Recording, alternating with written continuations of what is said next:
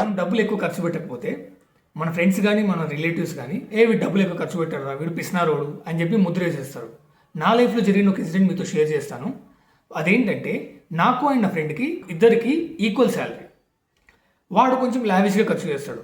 వాడు మంత్లీ ఒక 2-3 టైమ్స్ రెస్టారెంట్కి వెళ్తే నేను మంత్లీ 1 టైం అట్లా వెళ్తూ ఉంటాను. సో వాడి వర్షన్ ఏంటంటే, అరే అమ్మ ఉన్నది ఒకటి జిందగీ, పోతే పోతాం, చచ్చిపోతాం, మన పైసలు తీసుకుపోతామా అని చెప్పి ఒక మాట అంటూ ఉంటాడు. నా వర్షన్ ఏంటంటే, అరే లేదురా, ఎప్పుడైనా ఎమర్జెన్సీకి అవసరం పడుతూ ఉంటుంది, మనం మొత్తం ఇప్పుడే ఖర్చు చేయొద్దు కదా అని చెప్పి నా వర్షన్. అలా కాకుండా ఒకానొక సిచ్యువేషన్ వచ్చింది. అదేంటంటే, మంత్ ఎండ్ అరౌండ్ 22-23 ఆ పర్టికులర్ డేట్లో వాడు నార్మల్గా కార్లో ఆఫీస్కి వెళ్తాడు. సడన్గా అది బ్రేక్ డౌన్ అయిపోయింది. అప్పుడు వాడు నాకు కాల్ చేసేసి, అరే మా అమ్మ 20,000 కావాలరా, నాకు కార్ బ్రేక్ డౌన్ అయిపోయింది ఆల్ ఆఫ్ సడన్ అని చెప్పి నన్ను అప్పడిగాడు. నేను ఆ టైంలో ఇచ్చేసా. దాని తర్వాత వాంతో ఒకటే మాట అన్నా, అరే ఈ పిసినారి ఫ్రెండేరా నీకు ఈ టైంకి డబ్బు ఇచ్చి ఆదుకుంది అని చెప్పేసి నేను అన్నా.